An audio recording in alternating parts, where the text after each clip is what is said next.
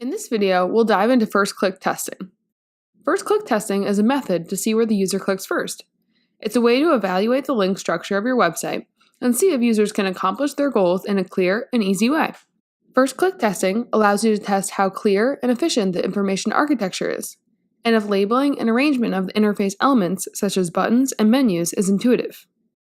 Researchers from Bailey and Wolfson allow us to see the importance of first-click testing in the design process.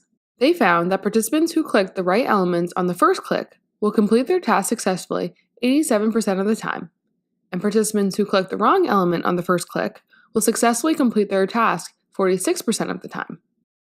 It's a great testing method anytime during the design process, from the research phase to the finished product phase.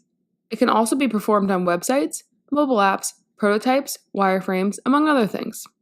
Before the session, gather the wireframes, prototype, or website, determine what should be tested, create tasks, define their correct paths, and then determine the software.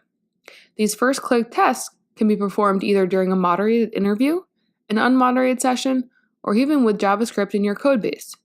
You should choose software that enables your research goal. Let's talk about what to do during the session. When conducting a first-click research, start questions with, "Where would you go to find this product?" Once they click on the location, make sure to follow up with qualitative research questions to understand why they clicked there. After the session, you should utilize a software that records the position of the click and how long it took them to click. You can view this data in either a heat map or click map form. If it doesn't seem like your participants are clicking the correct pattern, this is good feedback to consider configuring or redesigning your website. Thanks for watching. Subscribe to the Playbook UX channel for weekly whiteboard videos.